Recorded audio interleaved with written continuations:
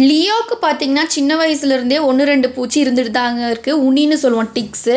அது வந்துட்டு இருந்துட்டே தான் இருக்கு. நம்ம டெய்லி பேன் பார்க்குறதுல வந்துட்டு நம்ம எல்லாமே கிளியர் பண்ணி விட்டுருவோம். சரி பெரிய அளவுல எதுவும் பாதிக்காது, தினமும் பார்த்து எடுத்து தானே விட்டுட்டுருக்கோம் அப்படின்னு சொல்லிட்டு நம்மளும் கேர்லெஸ்ஸாக விட்டாச்சுங்க.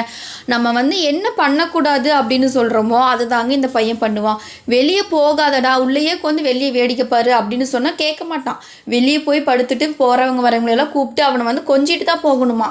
கத்தி கத்தி யார் போனாலும் கூப்பிட்டுட்டு அந்த மாதிரி விளாண்டுட்டு போவாங்க இவங்கிட்ட வந்துட்டு. அதனால வெளியவே போய் படுத்துக்குவான், சொல்கிற பேச்சு கேட்க மாட்டான். வெளியே பார்த்தீங்கன்னா நிறைய ஸ்ட்ரீட் டாக்ஸு, கேட்ஸ் எல்லாம் நிறைய இருப்பாங்க. அவங்கக்கிட்ட நிறைய 1, 2 டிக்ஸ் இருக்குங்க. நம்ம வந்து அவங்களுக்குமே டேப்லெட்ஸ் கொடுத்து போக வச்சுட்டு தான் இருக்கோம். அப்படி இருந்தாலுமே 1, 2 டிக்ஸ் வந்துக்கிட்டு தாங்க இருந்துச்சு. எப்பயும் காலையில் வெளியே நின்று கத்தி எல்லாரையும் கூப்பிட்ற மாதிரி தான் வெளியே நின்று கத்திட்டு இருந்தான். அதுவும் 2, 3 கத்து தாங்க கத்தியிருப்பான்.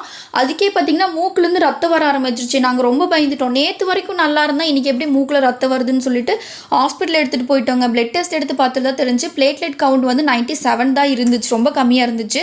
அவர் வந்துட்டு 3 நாள் கழிஞ்சு திருப்பி வந்து காட்டணும் எப்படி இருக்கான் அப்படின்னு சொல்லிட்டு மருந்து மாத்திரை கொடுத்துருந்தாங்க. நீங்கள் என்ன பண்ணுவீங்கன்னு தெரியாது, இந்த மருந்து மாத்திரை கண்டிப்பாக அவனுக்கு கொடுத்துருங்க. அப்படி அவன் சாப்பிட்லைனாலும் எப்படியாச்சும் கொடுத்துருங்க. அப்படி இல்லை அப்படின்னா பெரிய அளவில் ஏதாவது பாதிப்பு வந்துடும் அப்படின்னு சொல்லியிருந்தாங்க. ரொம்ப கவுண்ட் கம்மியாயிடுச்சுன்னா டிக் ஃபீவர் அந்த மாதிரிலாம் போயிடும் அப்படின்னாரு. திருப்பி 3 நாள் கழிச்சு போனதில் பிளேட்லெட் கவுண்ட் வந்து இன்க்ரீஸ் ஆயிடுச்சுங்க. 97லேருந்து 164 வந்துருச்சு. அப்போ தான் எங்களுக்கு ரொம்ப நிம்மதியாக இருந்துச்சு. ஆனால் இவனுக்கு மருந்து கொடுக்குறதுல பார்த்திங்கன்னா ரொம்ப கஷ்டப்பட்டு கொடுத்துருப்பேன். 1 மணி நேரம் 2 மணி நேரம் கிட்டேயெல்லாம் போகும் ஒரு நாள் மருந்து கொடுக்குறக்கு. அந்தளவு கஷ்டப்பட்டு எப்படியோ மருந்தெல்லாம் கொடுத்து இப்போ கரெக்ட் பண்ணியாச்சுங்க. இப்போ வந்து டிக்ஸுக்குமே நம்ம வந்து டேப்லெட் கொடுத்தாச்சு. உங்களோட பெட்ஸுக்கும் இந்த மாதிரி டிக்ஸ் இருக்குது அப்படின்னா அசால்ட்டாக விட்டுறாதீங்க. எதாக இருந்தாலும் நீங்கள் ஃபஸ்ட்டே பார்த்துட்டு அதுக்கு டேப்லெட்ஸோ இன்ஜெக்ஷனோ அந்த மாதிரி போட்டு கிளியர் பண்ணி விட்டுருங்க. அப்படி இல்லைன்னா பெரிய அளவில் பாதிச்சிருங்க. இப்போ வந்து நோஸ் ப்ளீடிங் நம்ம ஸ்டார்டிங்லேயே பார்த்தனால கரெக்ட் பண்ணியாச்சு.